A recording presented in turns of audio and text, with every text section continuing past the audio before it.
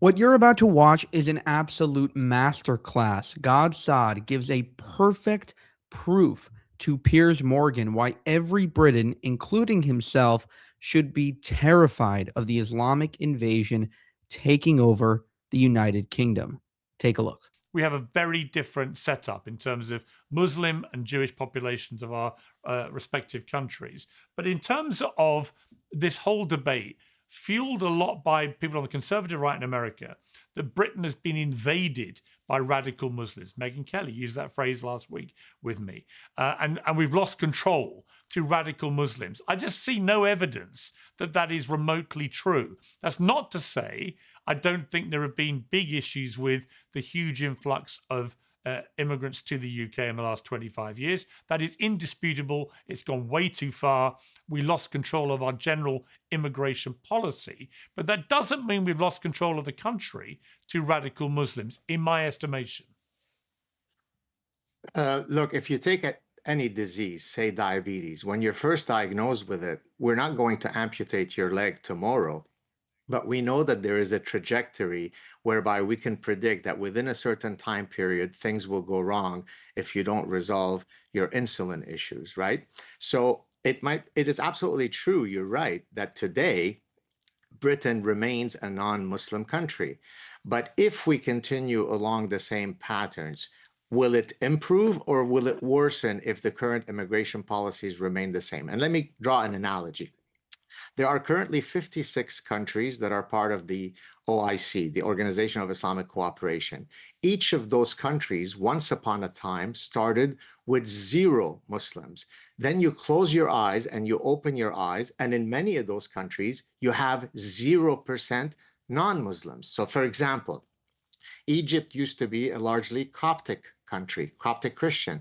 Today, it's 10% Copts. My own country, within my own lifetime, used to be majority Christian country. Today, it's majority Muslim country. So it's not as though everywhere that Islam goes, they just engage in an orgiastic killing of everybody. But in one way or another, once Islam enters, the goal is for you to Islamize the society. And it doesn't take a fancy professor to understand those historical patterns.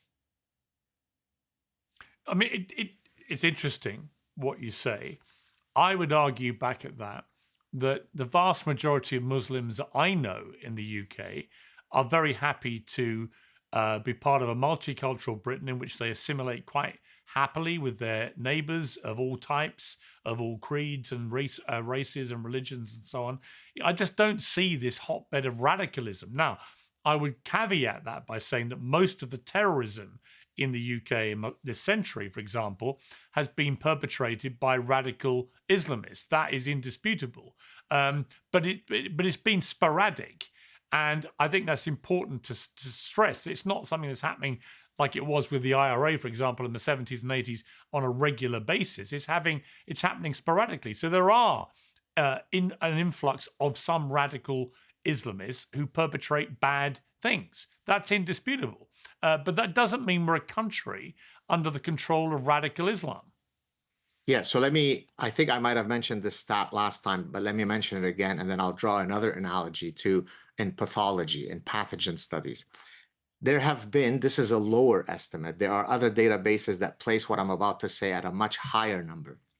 Since 9/11 alone, there have been nearly 48,000 Islamic terror attacks in nearly 70 countries, right? 48,000. If you take all of the other 10,000 religions combined, it doesn't add up to the number of fingers that I have on my 2 fingers. So the fact that you and I could fully agree that there are millions of Muslims who don't do this doesn't negate the fact that if you allow Islam to take a foothold in a place, we know what the outcome will be. So now I'm going to draw the analogy that I promised earlier.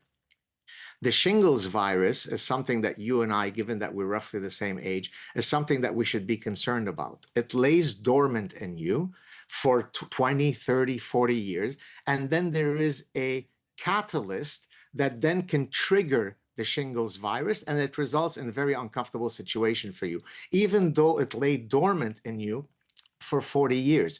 So when Islam is only 1% of the population, or 2 or 3, they don't yet have the numbers to be able to do the things that would otherwise worry you.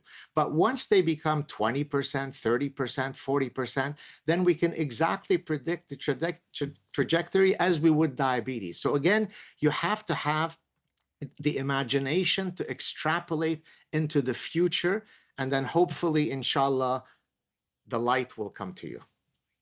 Right, but there'll be lots of people who hear you, compare Islam to a disease, who will find that incredibly offensive.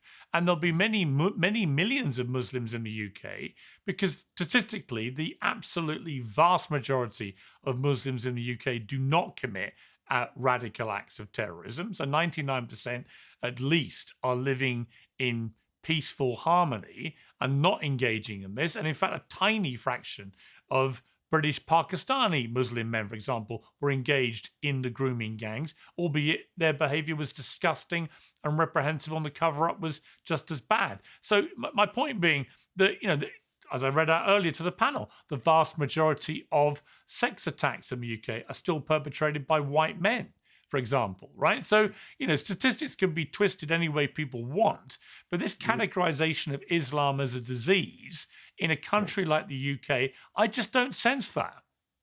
Of course, by the way, I don't know if you're doing this willfully or not. I'm not categorizing Islam as a disease. I'm drawing an analogy. The definition of an analogy is to draw exactly a comparative mechanism of how things might proliferate. So I'm not saying Islam. Yeah, or but Muslims. You were direct. Hang on, Gad. Let's not be disingenuous. You were directly comparing it to the impact of having a disease that spreads. No, what I'm saying is that the phenomenon, whatever it may be, may lie dormant until there is a tipping point that serves as a catalyst. So if you don't like me comparing it to Islam, if we were to have millions and millions of Orthodox Jews that come into an area, there will be a number when the likelihood of teaching evolution in the schools where there are tons of Orthodox Jews would reduce, because they don't believe in the theory of evolution. So in this case, I'm not arguing that Jews are a disease. I'm drawing an analogy. But let me come back to the point of, but most Muslims are lovely. Most men do not commit rape. We can agree on that. And certainly the statistics would be no different than saying most Muslims don't commit terrorism. But if you and I have a daughter, and that daughter is about to cross a dark alley where there are a few men that are loitering, would we tell her, sweetie, statistically, most men are not going to be rapists. So even though you're wearing that really alluring miniskirt, don't worry about it, because it's only a very small number that will commit rape, right? We wouldn't say that to them. Or let me give you another analogy. You and I have had young children. The analogy I would use, but Gad, hang on. Gad, sure. My response to that would be that, statistically, 83% chance that you'll be attacked by a white man, right? So if you want to get into numbers and probability, yes, I have a daughter. I would not want my daughter to walk across a park late at night, but actually, statistically, she's far more likely to be attacked by a white man. That is just a reality in the UK. That's why. Right. Well, that's the statistical reality. So the framing of this debate, when people try and say, well, look, you've been invaded and overrun by radical Muslims. They all hate women. Therefore, it's become a very dangerous place for women because of radical Muslims. I simply throw back statistics, which is 83% of serious crime in the UK remains perpetrated today by white men. Piers, 96% of Scotland is white. Therefore, obviously, most of the rapes that are committed in Scotland are going to be committed by white men. It's this little thing called per capita adjustment, right? I want to draw another analogy for you, because you didn't like the rape one.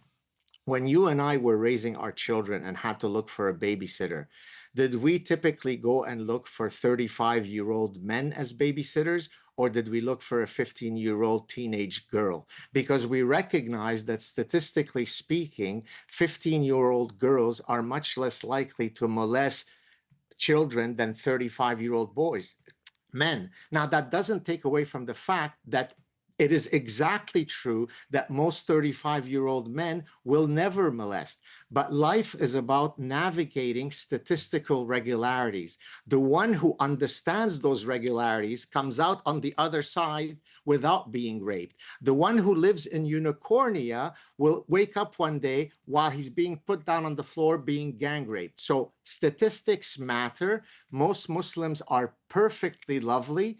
Islam is not necessarily congruent with Western values. Those two statements are perfectly consistent with each other. Wait, except I would come back to this. Statistically, there are, I think, nearly 5 million Muslims living in the UK, a population of 67 million. And there was an absurd response last week because Megyn Kelly, after our interview blew up, posted to me on X that the most popular boy's name in the country last year was Muhammad. Right? And this was immediately seized on as evidence we've been overrun by radical Muslims. Well, having the name Muhammad does not make you a radical Muslim, one. Right. Secondly, it is very, very, as everybody knows who's got half a brain, it is very common for Muslim men to include the name Muhammad in the name of their sons, right? It's a very common thing. It's not as common for white guys like me to choose the same name for all our sons, right? So Noah was the second most popular, which is a popular Jewish name, for example. People, it happens to be in vogue. I think it's the most popular name in the US at the moment is Noah. It wouldn't be most popular in the UK because of Jews, because there are so few Jews. However, it's not surprising to me that Muhammad tops the list of boys' names simply because so many Muslim families like to call their sons Muhammad, right? So these statistics get seized on and twisted to create a false narrative that because the most popular boy's name in the country is Muhammad, even though the numbers are pretty low, that means we're being overrun by radical Muslims. I just find that a ludicrous, ridiculous journey to go on intellectually because it makes no sense to me. Can I take another shot at, navigating through statistics? Okay. If I told you today that there is millions of guys named Moshe that are moving into Brighton, would that increase or decrease the likelihood of there being a greater preponderance of kosher places? All other things equal, you would argue there'd be an increase because since we have brains that engage in causal reasoning, I would say since Moshe is a prototypical Jewish name, and since many Jews wish to adhere to kosher laws, I can undoubtedly, unequivocally, unassailably say that if there are more Moshes in Brighton, there's more likely to be pressure to have kosher food. But there'll be other Moshes that completely decide to eat a shrimp soup, right? So I am Jewish, I'm very much steeped in my Jewish heritage, and yet I eat bacon. It's not because I practice a more gentle form of Judaism. It's because I choose to ignore those parts that don't adhere to my daily lives. So most Muslims are lovely because they are innately lovely. They are nice Jews and mean Jews. We're talking about Islam. Is Islam consist of a set of codified doctrines that are consistent with the foundational Western values? If the answer to that, Piers, is yes, then we should quickly accelerate Islamic immigration because we're going to be enriched. If the answer is perhaps no, then maybe you need to put on your statistical reasoning hat. So the main point of these two arguments is Piers Morgan is saying, look at the United Kingdom today. Right now, there is no Islamist takeover. There are many Muslims. There is a lot of Muslim immigration, but there are not a lot of extremist Muslims.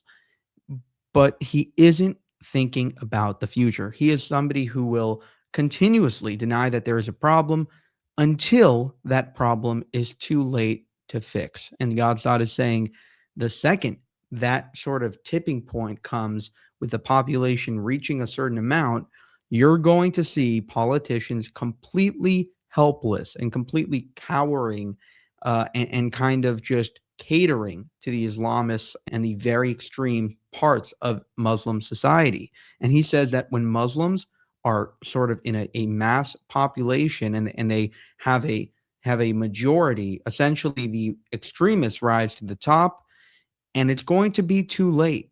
So if you don't fight it now, you lose your country. Pretending like you can wait until 51% of Britain is Muslim, is insane. Or waiting until, every single Muslim commits jihad is insane.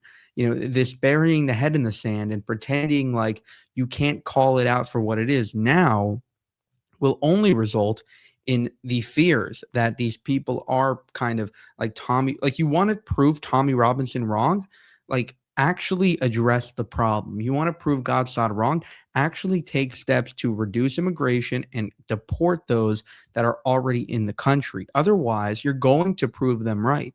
That is why Tommy Robinson, Saad, Douglas Murray, all of these people are getting more and more right. And every single interview they've given in the past is now coming to fruition now in 2026.